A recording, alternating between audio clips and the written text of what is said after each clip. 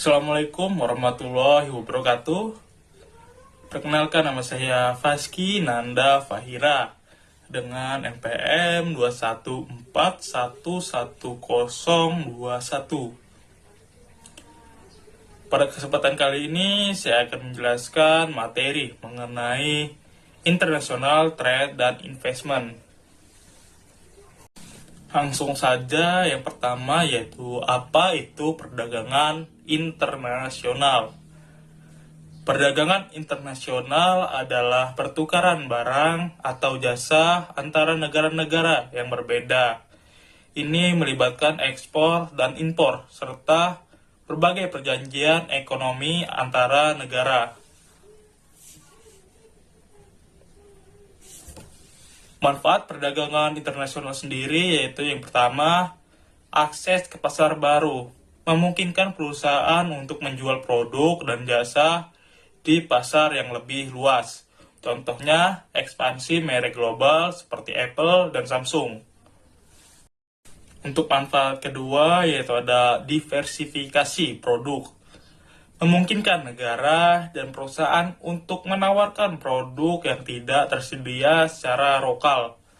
Contohnya, negara penghasil minyak mengekspor minyak dan mengimpor barang elektronik. Untuk manfaat yang ketiga yaitu ada efisiensi biaya, memungkinkan negara untuk memproduksi barang yang paling efisien berdasarkan keunggulan komparatif. Contohnya, negara dengan biaya tenaga kerja rendah memproduksi barang-barang konsumsi yang murah.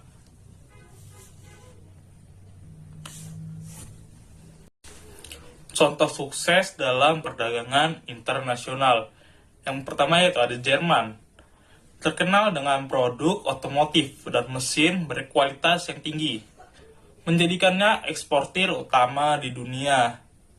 Yang selanjutnya yaitu ada China, menjadikan pabrik dunia dengan produk yang beragam dan biaya produksi yang rendah. Slide selanjutnya, apa itu investasi internasional? Investasi internasional merujuk pada penanaman modal oleh perusahaan atau individu di negara lain.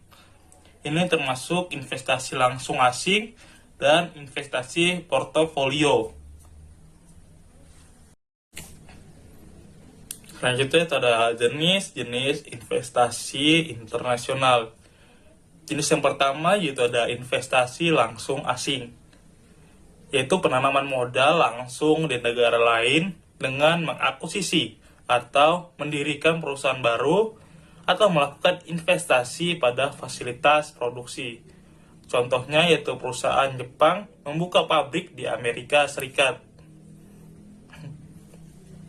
Untuk yang kedua yaitu ada investasi portofolio, yaitu pembelian saham, obligasi, atau aset keuangan di pasar luar negeri tanpa terlibat langsung dalam manajemen perusahaan. Contohnya yaitu ada investor asing membeli saham perusahaan Amerika Serikat melalui bursa saham. Nah, untuk manfaat investasi internasional sendiri, yang pertama yaitu ada diversifikasi risiko, mengurangi risiko dengan menyebar investasi ke berbagai pasar internasional. Selanjutnya itu manfaatnya akses ke pasar baru, memungkinkan perusahaan dan investor untuk memanfaatkan peluang pasar yang belum digarap oleh negara lain. Yang selanjutnya itu ada potensi keuntungan yang tinggi, peluang mendapatkan keuntungan yang lebih besar dari pertumbuhan pasar internasional. Selanjutnya itu ada kebijakan perdagangan internasional. Yang pertama itu ada tarif dan kuota. Tarif yaitu pajak yang dikenakan pada barang-barang impor untuk melindungi industri domestik atau untuk meningkatkan pendapatan negara. Contohnya yaitu tarif impor pada mobil asing untuk melindungi produsen mobil lokal. Sedangkan kuota yaitu batasan jumlah barang yang dapat diimpor selama periode tertentu. Contohnya, kuota impor tekstil untuk melindungi produsen tekstil yang domestik. Yang kedua itu ada kebijakan perjanjian perdagangan internasional.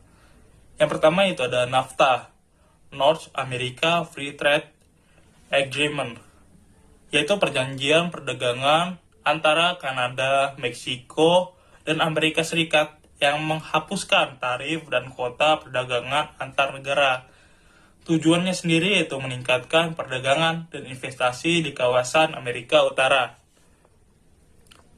Yang kedua itu ada UE, Uni Eropa, asosiasi politik dan ekonomi yang terdiri dari negara-negara Eropa memiliki pasar tunggal dan tarif perdagangan yang seragam. Tujuannya sendiri itu mempermudah perdagangan dan mobilitas antar negara anggota. Dan yang terakhir itu ada RCEP atau Regional Comprehensive Economic Partnership, yaitu perjanjian perdagangan bebas antara 15 negara Asia Pasifik, termasuk Cina, Jepang, dan Australia. Tujuannya sendiri yaitu meningkatkan integritas ekonomi di kawasan Asia Pasifik dan mengurangi hambatan perdagangan. Dampak kebijakan perdagangan selanjutnya, yaitu ada positif dan negatif. Positifnya sendiri yaitu meningkatkan akses pasar, merangsang pertumbuhan ekonomi, dan mengurangi biaya barang. Untuk dampak negatifnya itu dapat menimbulkan ketegangan perdagangan dan dampak negatif pada industri lokal yang kurang kompetitif. Tren terbaru dalam perdagangan dan investasi. Yang pertama yaitu ada tren digitalisasi dan e-commerce, yaitu pertumbuhan pesat dalam e-commerce dan penggunaan teknologi digital telah mengubah cara perdagangan internasional dilakukan. Contohnya, platform seperti Alibaba dan Amazon yang memfasilitasi perdagangan global secara langsung melalui internet. Yang kedua yaitu ada perubahan geopolitik. Ketegangan geopolitik dan kebijakan proteksionis dapat mempengaruhi arus perdagangan dan investasi. Contohnya yaitu perang dagang antara Amerika Serikat, Cina, dan yang berdampak pada rantai pasokan global. Yang ketiga yaitu ada praktik perdagangan yang berkelanjutan. Peningkatan fokus pada praktik perdagangan yang ramah lingkungan dan sosial untuk mengurangi dampak negatif planet dan masyarakat. Yang keempat yaitu ada otomasi dan teknologi. Penggunaan robotika, kecerdasan buatan atau AI, dan teknologi otomatisasi dalam produksi dan logistik yang meningkatkan efisiensi dan mengurangi biaya. Yang terakhir itu ada penekanan pada keamanan dan rantai pasokan. Fokus pada meningkatkan pengetahuan rantai pasokan untuk menghadapi gangguan seperti pandemi dan bencana alam. Nah, selanjutnya itu ada tantangan. Tantangan pertama yaitu ada proteksionisme. Kebijakan negara untuk melindungi industri domestik dan perdagangan internasional dengan menerapkan tarif tinggi dan pembatasan impor. Dampaknya dapat membatasi akses pasar dan meningkatkan biaya barang untuk konsumen. Yang kedua itu ketidakstabilan ekonomi dan politik. Krisis ekonomi atau ketidakpastian politik di negara-negara mitra dagang dapat mempengaruhi arus perdagangan dan investasi. Dampaknya sendiri yaitu mengurangi kepercayaan investor dan mengganggu rantai pasokan global. Yang ketiga itu ada perubahan regulasi dan standar. Perubahan dalam peraturan perdagangan standar internasional dapat menambah kompleksitas dan biaya. Dampaknya sendiri yaitu membutuhkan penyelesaian cepat dan pemahaman mendalam tentang regulasi yang baru. Yang keempat yaitu ada risiko geopolitik. Ketegangan internasional dan konflik geopolitik dapat mempengaruhi stabilitas pasar dan investasi. Dampaknya sendiri yaitu mengganggu arus perdagangan dan menciptakan ketidakpastian di pasar global. Untuk selanjutnya itu ada peluang. Peluang yang pertama yaitu ada pertumbuhan pasar baru. Negara berkembang dan pasar baru menawarkan peluang pertumbuhan untuk perdagangan dan investasi. Yang kedua itu ada inovasi teknologi. Kemajuan dalam teknologi seperti AI dan blockchain dapat meningkatkan efisiensi dan membuka peluang baru dalam perdagangan dan investasi. Contohnya sendiri yaitu penggunaan teknologi untuk meningkatkan transparansi rantai pasokan dan mengurangi biaya. Yang ketiga yaitu ada praktik berkelanjutan. Permintaan untuk produk dan praktik bisnis yang ramah lingkungan semakin meningkat.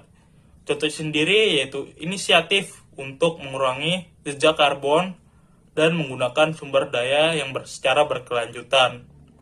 Yang terakhir yaitu ada integritas ekonomi regional. Perjanjian perdagangan regional dapat memperluas akses pasar dan meningkatkan kerjasama ekonomi. Kesimpulan dari materi ini sendiri yaitu perdagangan dan investasi internasional memainkan peran krusial dalam ekonomi global. Perdagangan internasional menawarkan akses ke pasar baru, diversifikasi produk, dan efisiensi biaya, dengan contoh sukses seperti Jerman dan Cina. Investasi internasional, baik dalam bentuk FDI maupun portofolio, membawa peluang diversifikasi risiko dan potensi keuntungan, namun juga menghadapi tantangan seperti ketidakstabilan ekonomi dan perbedaan regulasi. Kebijakan perdagangan seperti tarif, kuota, dan perjanjian perdagangan internasional, contohnya NAFTA, UE, dan RCEP, sangat mempengaruhi arus perdagangan global. Tren terbaru termasuk digitalisasi, perubahan geopolitik, dan praktik perdagangan berkelanjutan mempengaruhi cara perdagangan dan investasi dilakukan. Sementara tantangan seperti proteksionisme dan risiko geopolitik harus diatasi.